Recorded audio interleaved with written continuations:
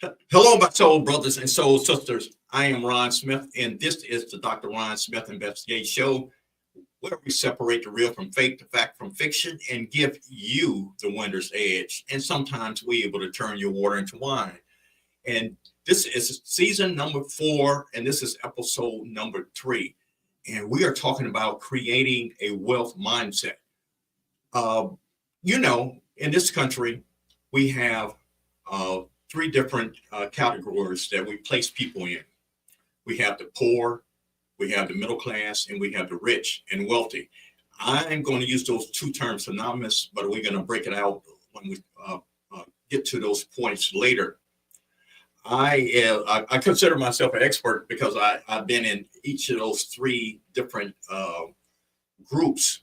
And the thing about it is that your family, your environment, your school, your work life, everything that you can think of have an influence on whether you're staying in each one of those groups, or how do you determine that you can move out in each one of those groups. So being raised by a single parent in a household of, it was a total of six siblings, and I'm the youngest of 6. My mother raised 5 of us without just one single income. And so we pretty much grew up poor. And the point that we really was more in survival mode. So poor is having what most people have these certain definition, whether you're destitute, impoverished, indigent, penniless, broke, bankrupted, needy, lack of sufficient funds for what they consider a comfortable or normal standard of living. So we're really describing in today's market the working poor. Normally they're blue collar workers, and it used to be mostly skilled labor, but now even college educated people are slipped below. I think the cutoff is like $45,000. So you have this group of people who have limited or lack resources, and it's more of a survival mode, which means their focus is on paying rent, food, and limited medical care, which means that basically I am living paycheck to paycheck, or I'm robbing Peter to pay Paul, and I have a low credit score. Therefore, I have limited access to regular banking, which means that basically I maybe have a small checking or savings account, or I might be just going to the bank, check the bank.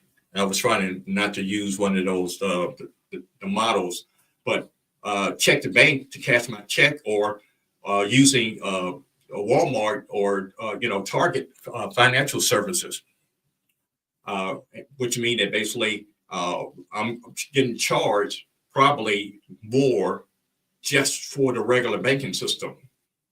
So having access to proper housing, proper medical care, healthy foods is very limited. And plus, I'm working probably the long hours. That is what describes the working poor. Now, if you look at the middle class, I used to joke basically before I came to be in the middle class at that time, that people that was in the poor category used to call middle class bougie or bourgeoisie, and the people who were educated, live out in the suburbs, were able to send their kids to private schools, have access to medical care, health care, had whole food type grocery stores in their community, have access to the commercial banking system, et cetera, et cetera. These people who had the banking system, they have savings and credit, and actually had other investments besides the cars and the home. So we have these, I would call the professionals. This group included the doctors and attorneys, teachers, and so forth. These people, as I stated, they own homes. They was pretty much college grads. They had disposable income, and also they have access to, the other financial instruments, as well as a planned vacation. These people, I said these people, like I'm not one of them. They understand what OPM, using other people's money, which means that basically they had a net worth where they can purchase a home in the suburbs because of their employment.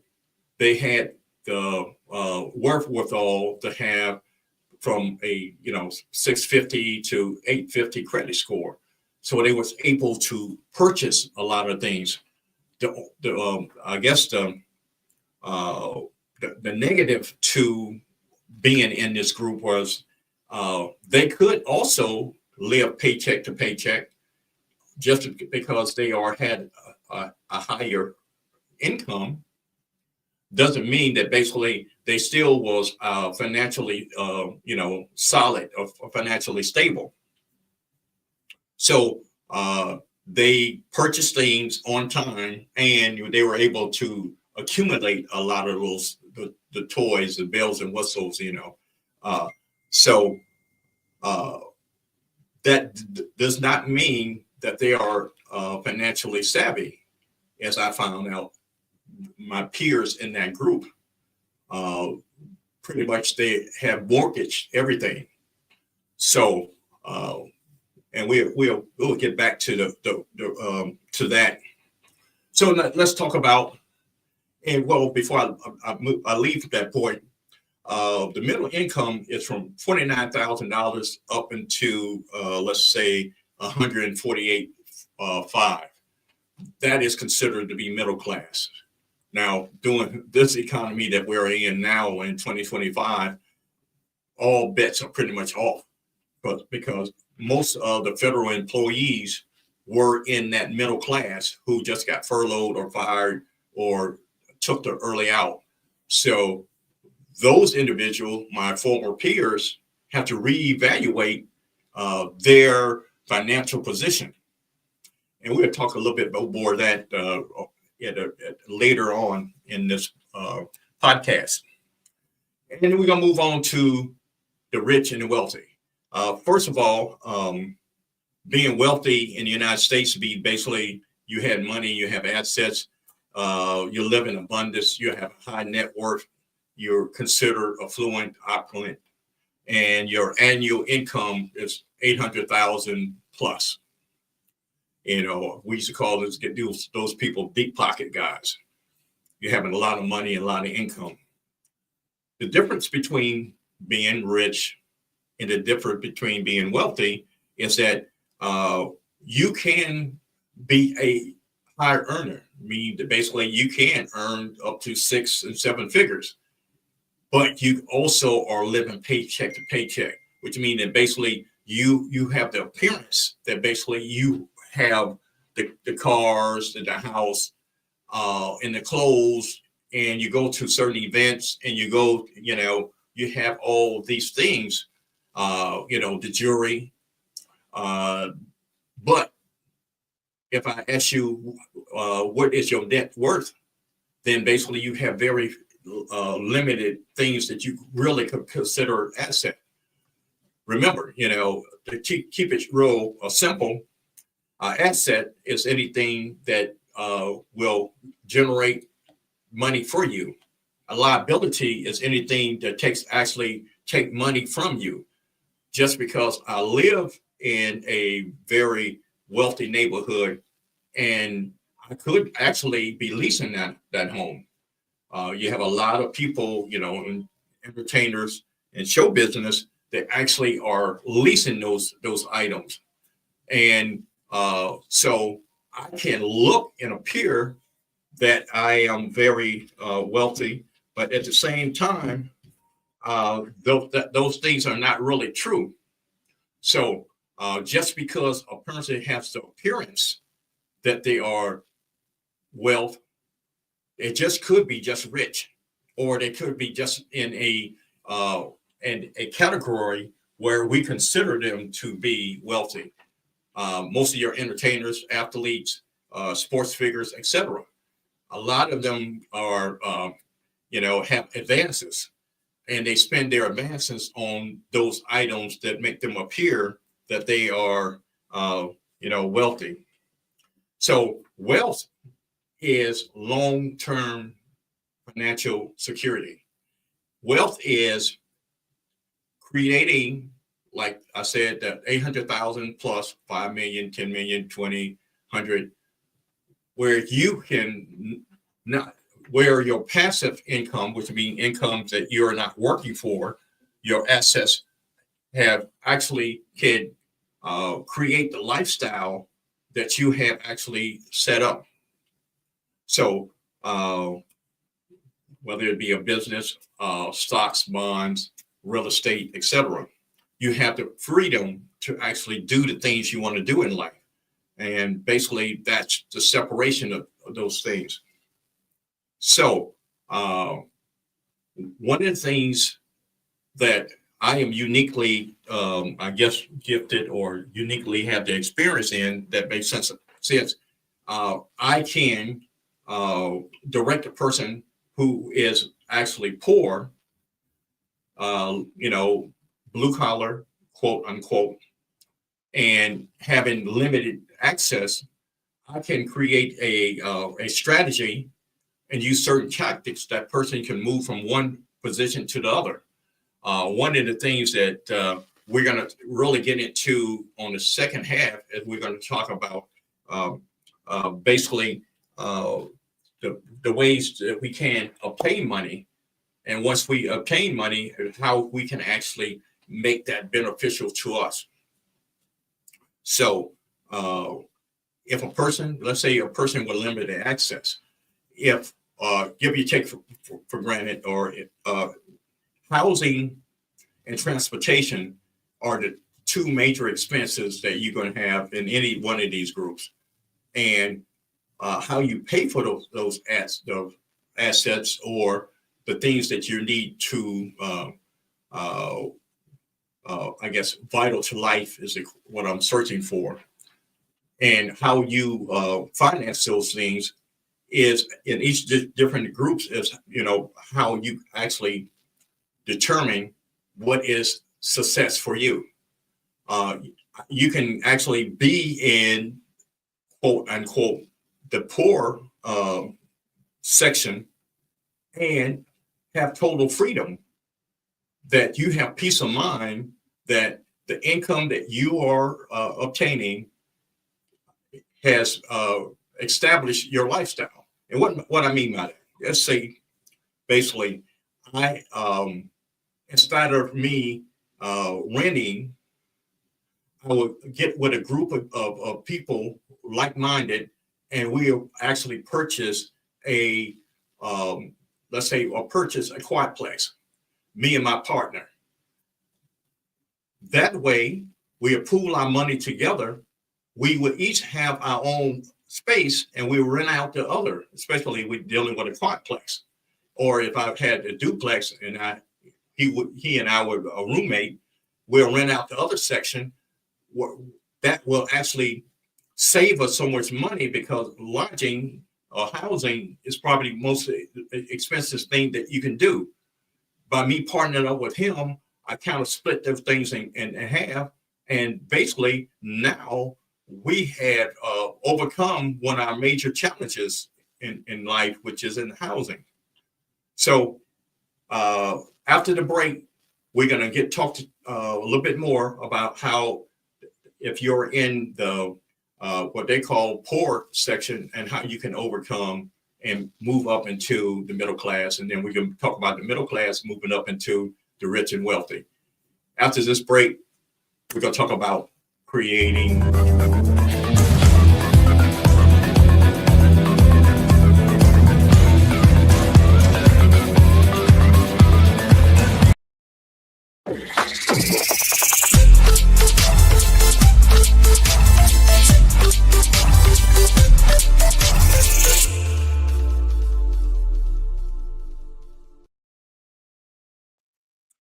Welcome back. This is season 4, and this is episode number 3.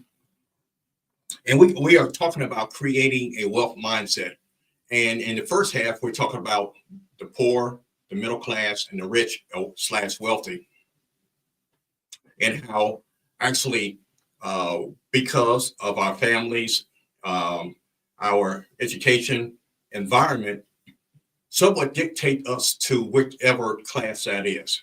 And, sometimes it's just our family environment that dictates how we will maneuver if we are trying to move up from being poor to middle class to rich and wealthy. Now, being rich and wealthy is actually an individual concept. And what I mean by that, and as I was saying at the end of the first segment, if I was making, let's say, 40,000 or 45,000 or less, that's considered being the working poor in this country. Now, if you were in a third world country, you will be considered middle class or even rich. Some of the countries I have visited. So these things are very relative. But in the United States of America, anything less than $45,000 or $50,000 is considered being working poor. So my example of moving from that lower class and moving into the next class is pooling let's say me and one of my fraternity brothers. We decided that basically we understood we want to move out of being let's say considered the working poor. So we will decide to get either a duplex, triplex, or quadplex. And that way, basically, we have the other tenants actually paying the mortgage note while we can reinvest in, getting the let's say the transportation and taking care of our other needs, because we have a creative spending plan, which we will be talking about a little later. So that is one way that you can actually transfer out into the middle class. At the same time, one of the things also, when you start educating yourself, which means that basically you're purchasing the books about financial literacy. I named a few, Rich Dad, Poor Dad, and Think and Grow Rich, and Black Choice, The Richest Man in Babylon, I Can Make You Wealthy. There's so many more that I didn't plan on talking about, that you can start getting your mindset right. Because once you read this material and you start talking to other people who are aware of the same thing, your mind will start to expanding, and you start being able to take advantage of the opportunities that you have. And when you move over, let's say, to being bourgeoisie, the middle class, that sort of thing, it's mostly by education. Once you obtain education, you start being in the community of people who actually are achievers. You meet your attorneys, doctors, accountants, etc. Those people with the education, mostly 4 years, are the people that are considered, quote unquote, middle class. And basically their income level is between the $49,000 up into, of the six figures, maybe 150. And most of these people they own a home. Basically, they're college grads. They have a disposable income to not only take vacations, they have income to plan for retirements and their children education. They are in a position to have a good credit score, which could be from 650 to 850, because they are in a position to take advantage of what I call OPM, other people's money, to buy those high-end, suburban homes, the cars that goes along with that. Here's the thing: is that if you do not invest properly or start, building your real estate portfolio, you will succumb to lifestyle creep, which means that every time you get a promotion, or every time you get an advance, or every time that basically, hopefully, you're not waiting on income taxes, but and there's a W-4 strategy that can help you with that you can, not succumb to what we call waiting for Uncle Sam to give you your rebate or getting your money back, because they're not paying you interest on it, and you should be able to use that money throughout the year. So now, by investing some of your income in real estate, starting a business, or even investing in someone else's business, obtaining passive income, you would move over into the rich and wealthy. As I stated earlier, the rich is also, they have all the trappings. They have the cars, the clothes, the homes, and they could be making 6 figures, close to 7 figures, and they're still living from paycheck to paycheck. If you peek behind the curtain of some of your entertainers, your athletes, your musicians, a lot of those things, they get advances in royalty, and they purchase those things up front. But at the same time, are those actually assets that they are purchasing, or are they a liability? I like a little jewelry. I'm not a flashy person, but most of the time I see entertainers, and especially athletes, and then the NFL draft is coming up. After that, the NBA draft, and then you find these musicians, they get their advances, and they buy these jewelry with it.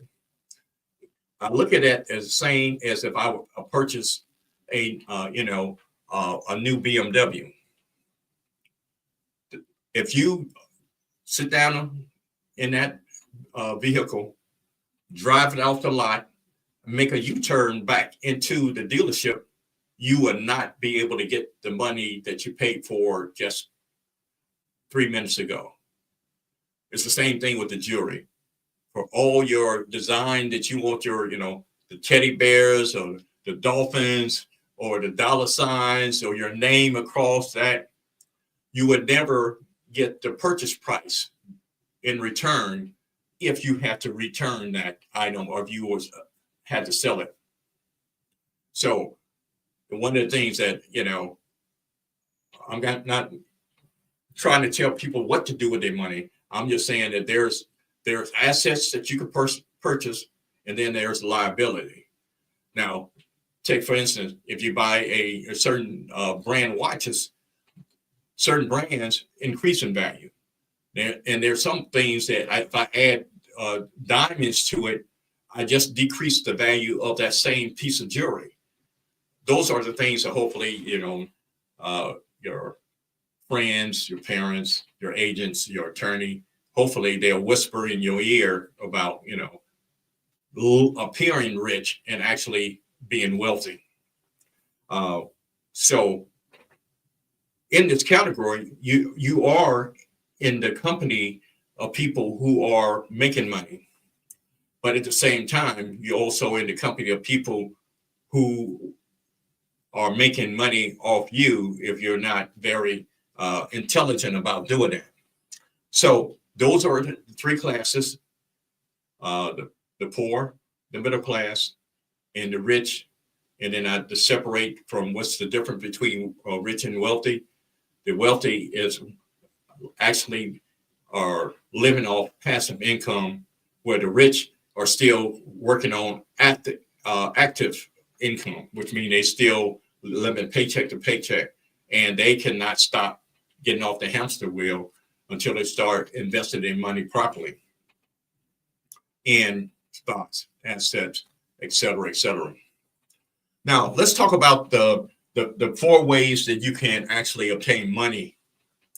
You can earn it, you can marry it, you can win it, and you can inherit it. And one of the things that my joke is that basically I'm probably one out of three, because didn't marry it, didn't win it, and right now didn't inherit it. So I'm in the position where if it's going to happen, it's going to happen because I actually put the fortitude in actually doing it. So if you are, let's say, earn or creating your own income, you have to actually think about what is my skill level. If I am a 6'8", 240, and I can actually shoot three-pointer, that's kind of like a no-brainer that basically I can be a professional athlete if I had put the skills and actually have those ability to get into certain schools and certain systems, as well as playing a professional football player. And if I'm a entertainer, if I have the gift of actually being able to sing, or basically I can play an instrument, I can be be wealthy and earn income that way. And going back to, I still have to learn how to be able to manage the income that I do achieve, which means that basically I have to create a spending plan. And one of the things that I suggest is basically I will go to 10% that I'm going to tithe or charity donation. 20% of my income I'm going to use to store or save money, reduce my debt, and actually, then I move over to the 30%, buy some of the things I want, which is clothes, entertainment, any of those things that are flexible, and 40% on my needs, which is, if I do the reverse, is 40% on my needs, 30% on my wants, 20% saving, investing, and storing money, and then 10% on tithing, which I'm a tither, or you can consider donating or to charity, etc. Those is one of my suggestion of how you create a wealth mindset. No matter whether you are in poor position, middle class, or rich or wealthy, you always have to make sure that you're living below what you're making, and you are investing the money that you're making, and then basically you are creating a emergency fund. If you're in the middle class or you're poor, things is going to happen. You're going to need new tires. You're going to need a hot water heater go out. There might be a medical emergency that will take you away from what your spending plan is. So that is the key. Remember, in order to actually maximize your creative wealth mindset, is that you have to learn how to reduce your taxes and eliminate your debt. Live below your means, reduce your taxes, eliminate your debt, and invest your money wisely. that is this episode number 3, and this is season 4. Thank you for your time. My time is up, and I thank you for yours. Till next time. Peace.